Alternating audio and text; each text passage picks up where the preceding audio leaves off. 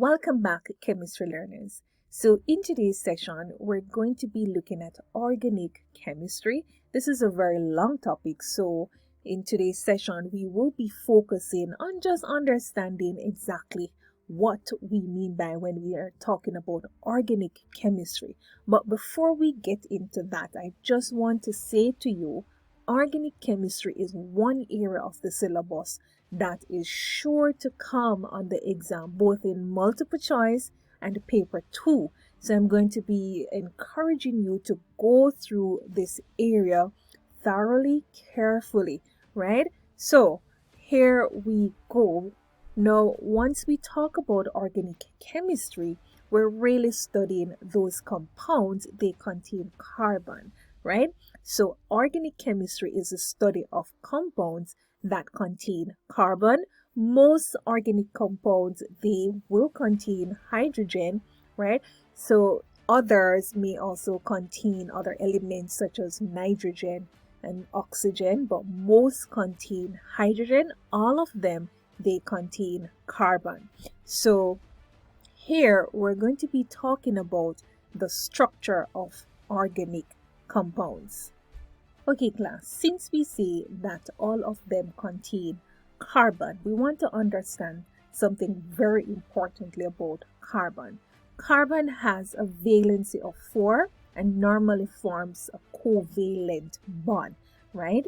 So this is methane, which is an example of an organic compound. Now you will notice this is a carbon. At all time, carbon should have 4 bonds leading from it. So this is 1 bond, 2, 3, 4. We call this shape, this molecule here that we're looking at, which is methane. It is tetrahedral, right? So here we go. Now, as a result of carbon having 4 valency electrons, carbon atoms can join with each other in an almost unlimited way to form the following. So there are 3 different types of compounds that we can get. Organic compound, we can get straight or branch chains of various lengths. So this is just showing you what we mean by straight chain. This is a branch chain. You can clearly see that it branches off here, and of course rings. So that's another thing to note, is that we can get different bonds from carbon. We have single bond, double bond, or even triple bond. So for the purpose of the CSEC chemistry syllabus, we will be focusing on single and double bond, right? So this is what a single bond looks like. This is double bond. Now class, I want to show you something here. It's important that we understand at all time carbon will have 4 bonds. So that's 1, that's 2, 3, 4. And if you count for this other carbon, 1, 2, 3, 4. Now if you look at this one, 1, 2, 3, right? 4. So this carbon has 4. If I put another hydrogen here, then definitely we're in trouble. This would be something wrong. So this will not work. All right. So if you count, this carbon has 1, 2, 3, 4 bonds from it. At all time, this must be the case. So if you count this one as well, so this is 1, 2, 3, 4. For this one, 1 bond, 2 bond, 3 bond, 4 bond. At all time, carbon will have 4 bonds, no more than 4 bonds. Okay. So formulae of organic compounds, you really want to understand the different formulae, or you can say formulas that we have. Make sure we're familiar with these terms. So when I ask you to draw the full structural formula or write the molecular formula or the empirical, you know what I'm talking exactly. So the molecular formula, we met this when we were doing moles.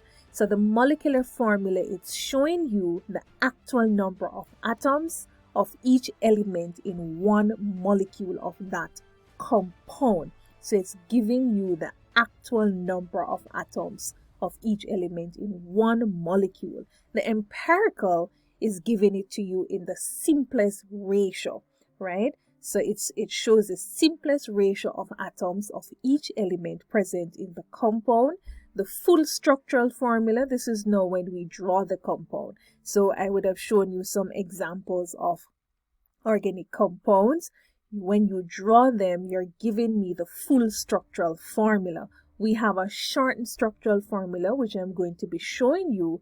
This shows the sequence and arrangement of atoms in one molecule in such a way that the natural position of the attachment of each functional group is shown without actually drawing the molecule. So the shortened structural is another way of representing this, but just the same time, you can say we do it in a shortened way, and it is still representing what you would have been seeing in the full structural formula. So here I'm going to be showing you an example. This is butanoic acid, right? Now, this is a molecular formula of butanoic acid. Don't be too worried about, okay, how do you know that this is the formula? We're going to be getting into that pretty soon. So for today's session, just focus on understanding what is the molecular, the empirical, full structural, and the shortened structural. Now, let us say this is a molecular. So this is giving it to you in the actual mole ratio. The empirical is giving it to you in the simplest mole ratio. How did we arrive at this, by the way? So we could say that 2 into 4 goes 2 times. 2 into 8 goes 4 times. 2 into 2 cancel. So that's the empirical formula.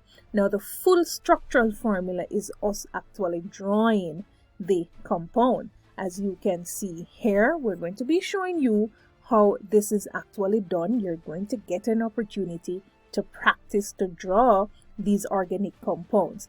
Now class, the shortened structural formula is us rewriting it without we actually drawing it. So if you notice, this is carbon, we write it back. This is the hydrogen. How many hydrogen is on this carbon? 3. So H3. Carbon here, this is it. How many hydrogen is on this carbon? 1, 2. So this is it. This carbon, 1, 2, this is it. And then this is COOH. Here it is. So the shortened structural is really representing what you would have been seeing in the full structural without actually drawing the full diagram.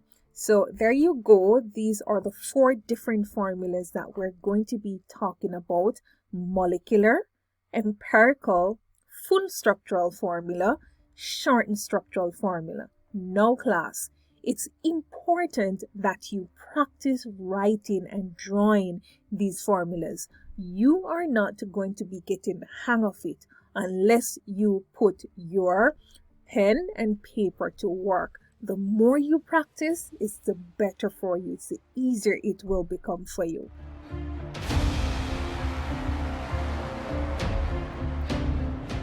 Okay, class, so here I'm giving you some other important facts that I want for you to consider as it relates to formulae of organic compounds.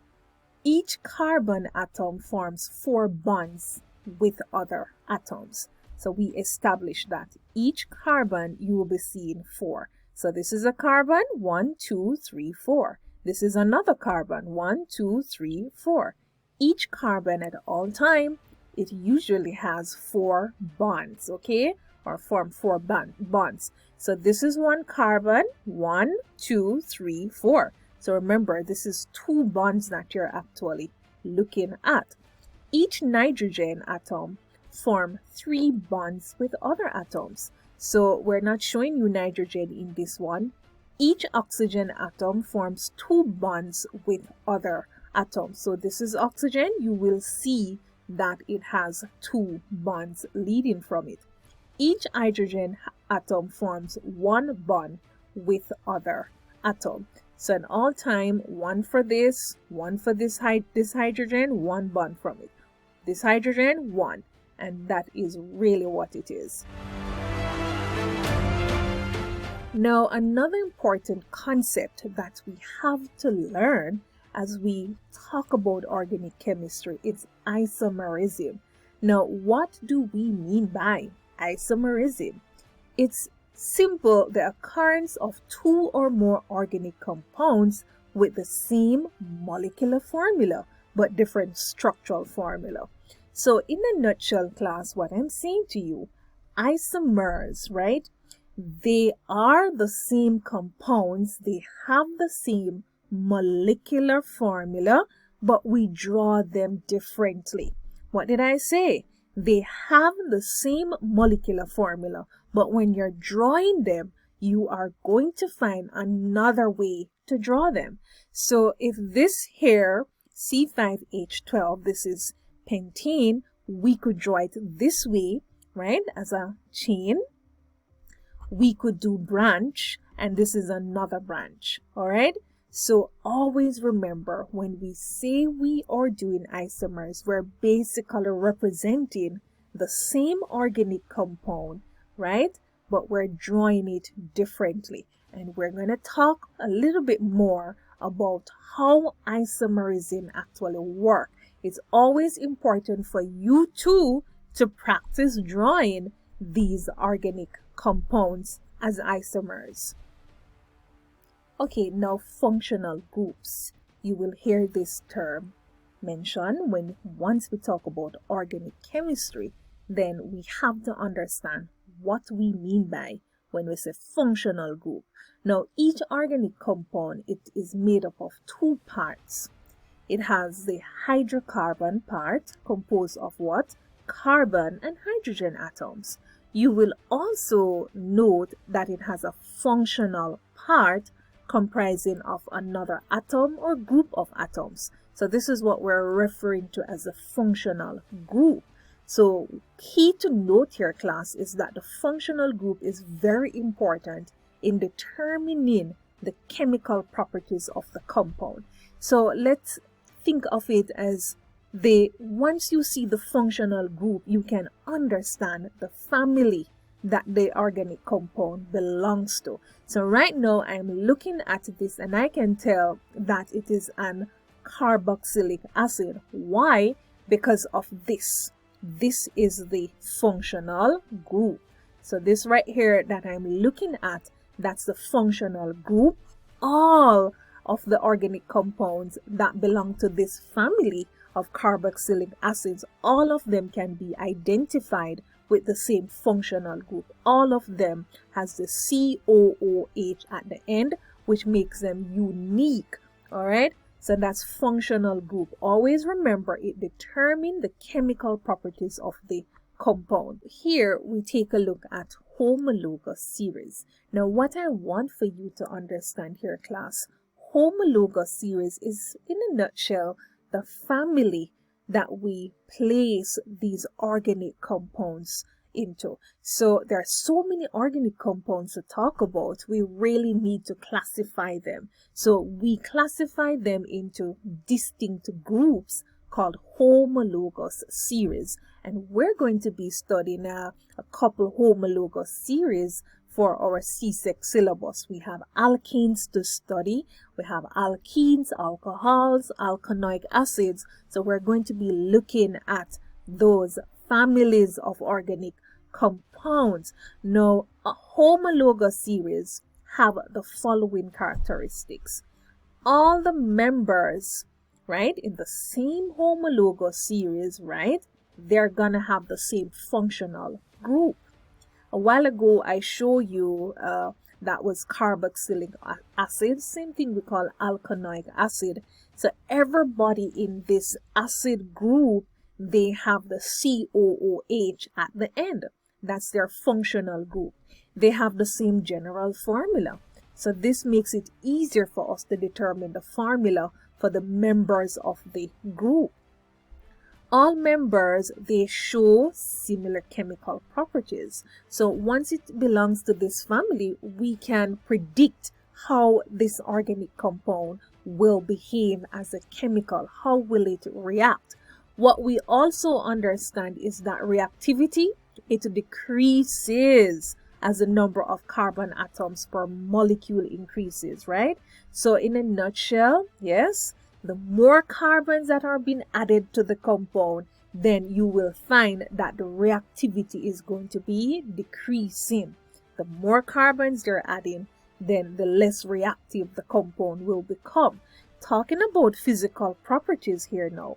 Physical properties, it shows gradation along a series. So, as the number of carbon atoms per molecule increases, then melting point, boiling point, and density increase. Good.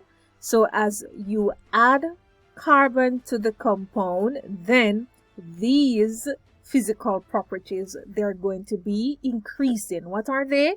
Melting point, boiling point, and density.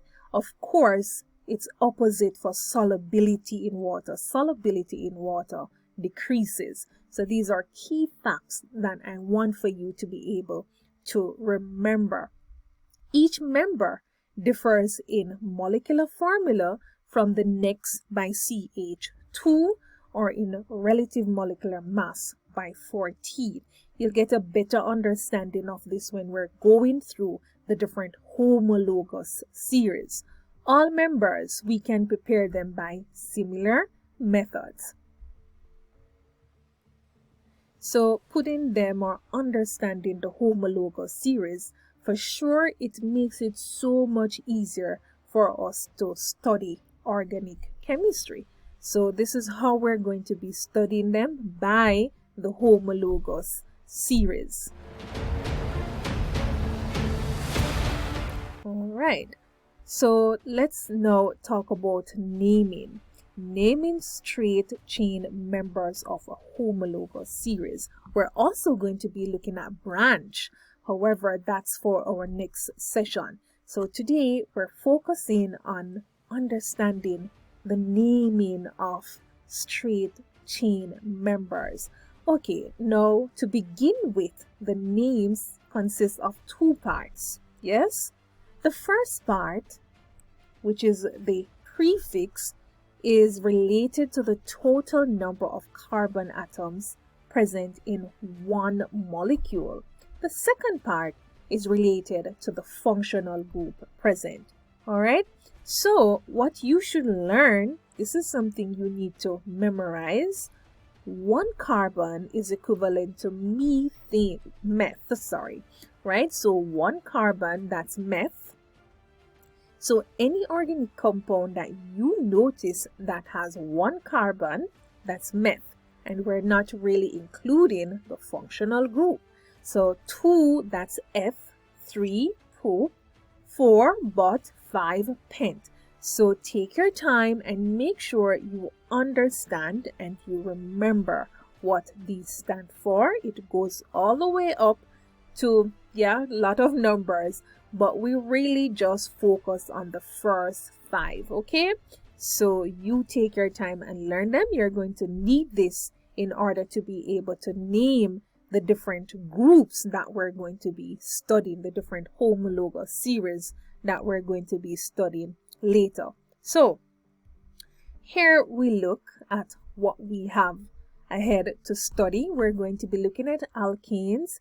Alkanes have this general formula, CnH2n plus 2.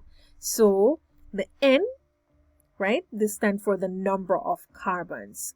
So you need to know now how to work out, right, the formula for the compound based on the number of carbons. So if something has 1 carbon, for example, N is 1, then I would say 2 times N, which is 1. 2 ones, 2 plus 2, that's 4. So if something has 1 carbon, then so it's 1. 2 times 1 is 2 plus 2, 4. So hydrogen will be 4. And that's how it works.